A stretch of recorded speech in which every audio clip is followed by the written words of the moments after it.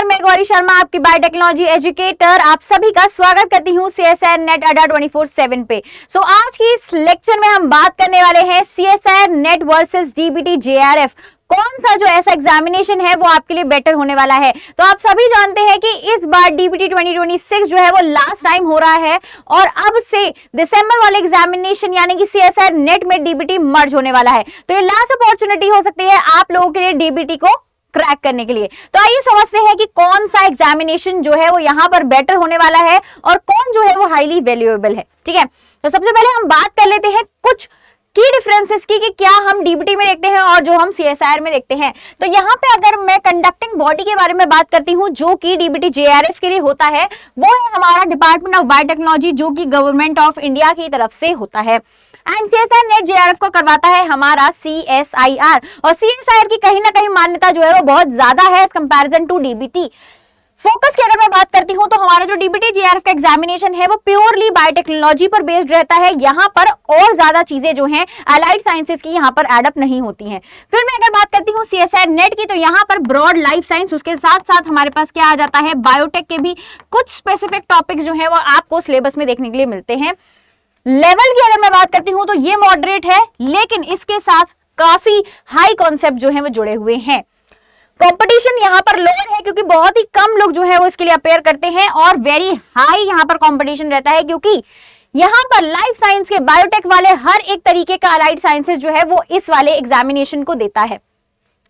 Seat जो है वो यहाँ पर लिमिटेड रहती हैं, यहाँ पर बहुत सारी हैं, बट यहाँ पर कंपटीशन जो है CSIR में कंपैरेटिव टू DBT बहुत ज्यादा होता है। तो ये था बेसिक डिफरेंस। आइए जानते हैं और सारी चीजें इन दोनों एग्जामिनेशन के बारे में। अगर मैं पेपर पैटर्न के बारे में बात करती हूँ DBT JRF की, तो जैसे कि आप जानते हो कि 17 मई को जो है वो एग्जामिनेशन होने वाला है और कहीं ना कहीं CSIR का भी डेट नहीं आया है।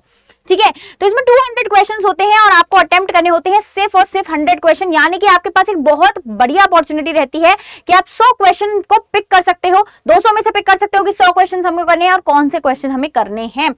दो सेक्शंस हैं A एंड B। यहाँ पर नेगेटिव मार्किंग का स्कीम चलता है +3 और -1 का। तो ये भी बहुत एक बढ़िया चीज है कि डिफरेंट सेक्शन में डिफरेंट मार्किंग नहीं है।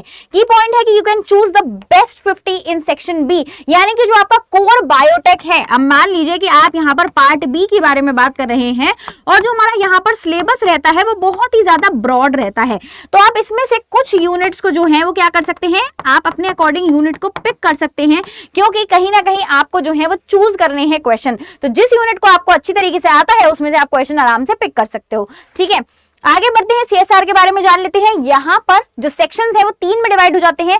फर्स्ट है हमारा एप्टीट्यूड और सेकंड है हमारा एकदम डायरेक्ट क्वेश्चंस होते हैं बायोटेक के। फिर नेक्स्ट आ जाता है हमारा एनालिटिकल, यानी कि यहाँ पर आपको परफॉर्म करना होगा, दिमाग लगाना होगा, रिसर्च रिलेटेड क्वेश्चंस जो है वो यहाँ पर पार्ट C में आपको देखने को मिलते हैं।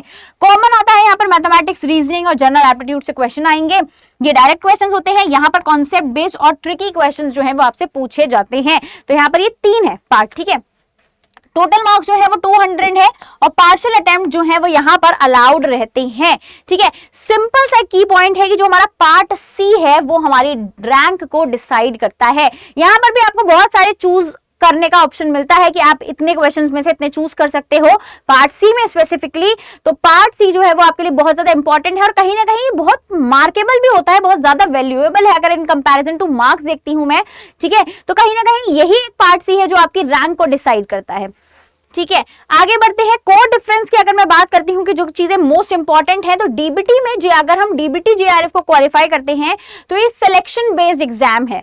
ठीक है, लेकिन अगर मैं CSIR नेट की बात करती हूँ तो यहाँ पर आपका कॉन्सेप्चुअल लेवल चेक किया जाता है, एनालिसिस बेस्ड एग्जाम रहता है ये। यहाँ पर कितना आपको कॉन्सेप्ट का नॉलेज है उसका एनालिसिस करके ही आपका एग्जामिनेशन जो है वो क्रैक होगा, क्योंकि कहीं ना कहीं यहाँ पर पार्ट A जो है वो दोनों में ही कॉमन रहने वाला है। पार्ट B की अगर मैं बात करती हूँ तो पार्ट B तो हमारा जो है वो बिल्कुल कॉमन रहता है जिसमें हमारे डायरेक्ट क्वेश्चंस आते हैं। लेकिन जब हम पार्ट C की तरफ बढ़ते हैं बच्चे, तो पार्ट C में जो क्वेश्चंस आते हैं वो एनालिटिकल होते हैं।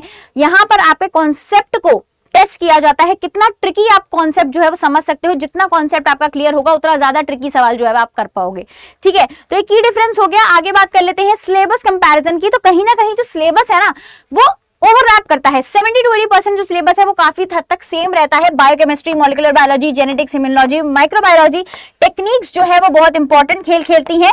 यहाँ पर मोर बायोटेक ओरिएंटेड रहता है डीबीटी का एग्जामिनेशन, यानी कि डीबीटी ने एक सिंपल चीज क्लियर कर दी है कि भैया यहाँ पर हमारा जो बायोटेक है ना वो मेजर हीरो है, उसी से क्वेश्चंस जो है वो पूछे जाएंगे। लेकिन यहीं पर सीएसआर नेट की अगर मैं बात करती हूं तो सीएसआर नेट किसमें होता है, लाइफ साइंसेज के लिए होता है, ठीक है। और लाइफ साइंसेज जो है वो एक बहुत ही बड़ा फील्ड है, ब्रॉड फील्ड है, जिसमें हमारे पूरी लाइफ साइंस, सारे अलाइड साइंसेज जो है वो कवर किए जाते हैं। तो इसलिए कहीं ना कहीं इसका जो नॉलेज सिलेबस है यानी कंसेप्चुअल सिलेबस है वो बहुत ज्यादा डेप्थ में है एंड बहुत ही ज्यादा उसकी ब्रेथ होने वाली है, ठीक है। तो मोर ब्रॉड है और साथ ही साथ में कॉन्सेप्चुअल भी रहता है। आगे बात कर लेते हैं अटेम्प्ट स्ट्रैटेजी में डिफरेंस क्या रहता है, मतलब अगर हम अटेम्प्ट करने जा रहे हैं दोनों को तो हमारी डिफरेंस क्या होगा स्ट्रैटेजीज में। सो बेसिकली अगर मैं डीबीटी जेआरएफ को टारगेट कर रही हूं तो मुझे अटेम्प्ट करने होंगे सिर्फ और सिर्फ बेस्ट क्वेश्चंस, यानी कि जिनसे मेरा सिलेक्शन और रैंक जो है वो दोनों पक्का हो जाए। एक्यूरेसी अटेम्प्ट से ज्यादा मैटर करेगी। स्किप रिस्की क्वेश्चन, यानी कि जो भी रिस्की क्वेश्चन है मैं यहां पर उनको स्किप कर सकती हूं। अगर मैंने स्मार्ट सिलेक्शन कर लिया, यानी कि अगर मैंने 150 में से 50 क्वेश्चन अच्छे सिलेक्ट कर लिए जो मुझे अच्छी तरीके से आते हैं, तो कहीं ना कहीं मैं जो है वो टॉप 100 रैंक ला सकती हूं, ठीक है। सीएसआर नेट की स्ट्रैटेजी थोड़ी सी डिफरेंट होती है बिकॉज यहां पर हमें 3 सेक्शंस को सॉल्व करना है, यहां पर बैलेंस करना है अटेम्प्ट को और साथ ही साथ में हमें एक्यूरेसी के साथ चलना होता है। पार्ट सी जो है वो बहुत केयरफुली सॉल्व करना पड़ता है क्योंकि हाईली वेटेड पार्ट सी है ये, और यही जो है वो आपकी रैंक को डिसाइड करेगा। टाइम मैनेजमेंट बहुत इंपॉर्टेंट रहता है। जितना ज्यादा कंसेप्ट आएगा आप लोगों को, जितना ज्यादा कंसेप्ट आपका क्लियर होगा, उतना अच्छा रैंक जो है वो सीएसआर में आप गेन कर पाओगे। अदरवाइज कंसेप्ट क्लियर नहीं है तो ना ही क्वेश्चन बनेगा और ना ही रैंक आ पाएगा।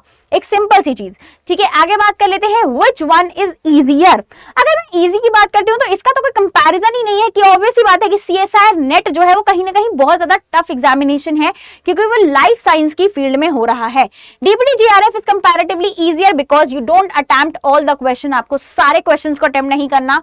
लेस एनालिटिकल प्रेशर, यहाँ पर एनालिटिकल क्वेश्चंस जो है वो बहुत कम होने वाले हैं और पीवाईक्यूज जो है वो मोस्टली रिपीट होते हैं, ठीक है। अगर आप डीबीटी का प्रिपरेशन कर रहे हो तो आप गैट बी के प्रीवियस ईयर क्वेश्चंस को भी प्रैक्टिस कर सकते हो। कहीं ना कहीं इनकी जो कंडक्टिंग बॉडी है वो सेम है और काफी हद तक क्वेश्चन जो है वो रिपीट हो जाते हैं।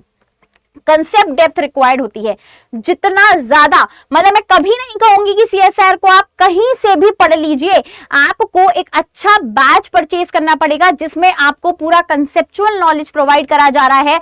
जैसे कि आप बात कर सकते हो हमारे मेगा पैक की, अगर अभी आप अड्डा 24/7 पर जाते हो जो हमारी ऑफिशियल वेबसाइट है तो वहां पर आपको दिखाई देगा कि हमारे जो मेगा पैक्स हैं, जितने भी मेगा पैक्स हैं वो सब क्या है, लाइव हो चुके हैं। और यहां पर आपको क्या मिलता है, 79% का डिस्काउंट मिलता है, उसके साथ आपको 3x वैलिडिटी भी मिलती है। आपको सिर्फ और सिर्फ क्या यूज करना है, आपको कोड यूज करना है YT83, ठीक है, जिससे आपको क्या मिल जाएगा, अच्छा खासा डिस्काउंट मिल जाएगा जो कि 79% जो है वो आपका बनाने वाला है, ठीक है। तो यहाँ पे आपको कॉन्सेप्चुअली पढ़ाया जा रहा है बढ़िया तरीके से, ताकि आपका कॉन्सेप्ट नॉलेज अगर स्ट्रांग होगा तो कहीं ना कहीं हर एक एग्जामिनेशन को क्रैक करना जो है वो आपके लिए बहुत ज्यादा आसान हो जाएगा, ठीक है। हु शुड टारगेट व्हाट, कौन से बच्चे को कौन सा एग्जाम टारगेट करना चाहिए, डीबीटी चूज करना चाहिए या फिर मुझे सीएसआर नेट को चूज करना चाहिए। Choose DBT if you are strong in biotech core subject. अगर मान लो कि आपका मास्टर्स और आपका बैचलर जो है वो बायोटेक में है तो आपको जरूर डीबीटी जीआरएफ को देना चाहिए। ये लास्ट मौका है, 2026 में 17 मई को लास्ट बार डीबीटी होने वाला है, वरना डीबीटी सीएसआर के साथ मर्ज हो जाएगा और कुछ बायोटेक की यूनिट जो है वो वहां कवर होंगी। You prefer objective और direct questions, you are good at eliminating strategy। अगर आपका एलिमिनेशन स्ट्रैटेजी पक्का है, आपको पता है कि मुझे ये यूनिट्स में से ये क्वेश्चन करना है, तो definitely you should go for DBT JRF. लेकिन सीएसआर नेट की कहीं ना कहीं मान्यता जो है वो बहुत ज्यादा रहती है हर एक एग्जाम के कंपैरिजन में, चाहे मैं किसी की भी बात कर लूं। अगर आपका स्ट्रॉन्ग कंसेप्चुअल क्लैरिटी है, आपको पता है कि मेरा कॉन्सेप्ट क्लियर है, चाहे कैसे भी क्वेश्चन आ जाए, हैंडल कर सकते हो आप एनालिटिकल क्वेश्चंस को, यानी कि रिसर्च बेस्ड क्वेश्चन को, ट्रिकी क्वेश्चंस को, कंसिस्टेंट हो रिवीजन और प्रॉब्लम सॉल्विंग में, तो आपको क्या करना चाहिए, सीएसआर नेट की तरफ जरूर जाना चाहिए। और हर एक बच्चे को सीएसआर नेट के लिए अपेयर करना चाहिए because it is a very most important exam for all of you guys, ठीक है। है, आगे बात कर लेते हैं बेस्ट स्ट्रैटेजी क्या रहेगी। बेस्ट स्ट्रैटेजी है, सिंपल सी चीज है कि एक एग्जाम को कभी भी टारगेट नहीं करते हैं, ठीक है। अगर मान लो कि आपने अपना मास्टर्स जो है वो किस में कर रखा है बच्चे, बायोटेक में कर रखा है, ठीक है। तो बायोटेक में आपने अगर अपना मास्टर्स किया हुआ है तो इट डजंट मीन ना कि आप एक CSIR नहीं दोगे। आपके पास ऑप्शंस बहुत सारे हैं, आप CSIR नेट दीजिए जो कि लाइफ साइंसेज में रहता है, ठीक है। आप गेट VT दीजिए, आप दीजिए गेट LS लाइफ साइंसेज के लिए, एक्सेल होता है, ठीक है। फिर उसके बाद आपका कौन सा एग्जामिनेशन हो जाता है, आपका एग्जामिनेशन हो जाता है DPT, ठीक है। आपके पास हो जाता है ICMR का एग्जामिनेशन। तो ये जितने भी सारे एग्जामिनेशन हैं आप सब दीजिए, हर एक एग्जामिनेशन में आपको अपेयर करना है, क्योंकि कहीं ना कहीं जो सिलेबस है ना वो आपको ओवरलैप करता हुआ दिखाई देने वाला है, ठीक है। Prepare for both together, 70 to 80% जो है वो सिलेबस हमारा बिल्कुल सेम रहता है, ओवरलैप करता है। Double your chances, many toppers qualify both, और बहुत सारे एग्जामिनेशन हैं ऐसे। अगर मान लो मैंने ऊपर टॉप मोस्ट पर इसलिए इसको रखा है क्योंकि इसका जो सिलेबस होने वाला है ना वो कहीं ना कहीं बहुत ज्यादा होता है, बहुत ब्रॉड होता है। तो कहीं ना कहीं ये सारे जो एग्जामिनेशंस हैं जिनके लिए साथ में आप अपियर करोगे, इसको प्रिपेयर करते हुए आप इन सबको भी प्रिपरेशन में क्रैक कर सकते हो बिल्कुल आराम से, क्योंकि कहीं ना कहीं कंसेप्ट क्लियर है तो हर एक क्वेश्चन जो है वो आप बना पाओगे। इसलिए अल्टीमेट स्ट्रैटेजी यही रहती है कि चूज करिए CSIR नेट को, क्योंकि CSIR नेट का जो सिलेबस है वो बहुत ही ब्रॉड है, और उस ब्रॉड सिलेबस को जब आप कवर करोगे तो आप बहुत सारे फॉलोइंग ऑप्शंस जो एग्जाम के हैं उन सबको भी क्रैक कर सकते हो।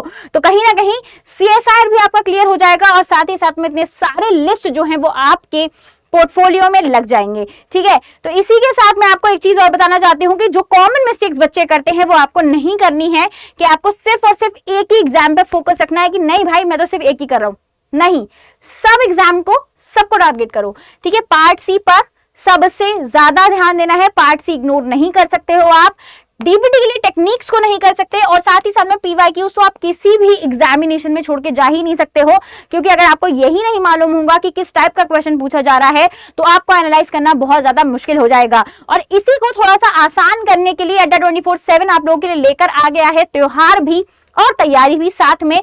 तो जैसा कि आप जानते हो, मैंने आपको बताया है 79% का डिस्काउंट मिल रहा है इस पॉइंट ऑफ टाइम पे, साथ ही साथ में 3x वैलिडिटी मिल रही है आप लोगों को। किस चीज के लिए, आप किसी भी मेगा पैक को अगर परचेज करते हो तो यहां पर आपको कोड यूज करना है YT83, ठीक है। आपको जाना है 24/7 की वेबसाइट पर, वहां पर आपको क्लिक करना है CSIR नेट लाइफ साइंसेस पे, और वहां से आप मेगा पैक को परचेज कर सकते हो, बिकॉज यहां पर CSIR नेट को क्वालिफाई करना आप सभी स्टूडेंट्स के लिए बहुत इंपॉर्टेंट है जो भी जून वाले एग्जाम को टारगेट कर रहे हैं, क्योंकि कहीं ना कहीं यहां पर आने वाला है हमारा पुराना सिलेबस, और अभी एक मौका है कि आप इस एग्जामिनेशन को क्रैक कर सकते हो। अदरवाइज जो DPT का एग्जाम है वो भी इसमें मर्ज होने वाला है।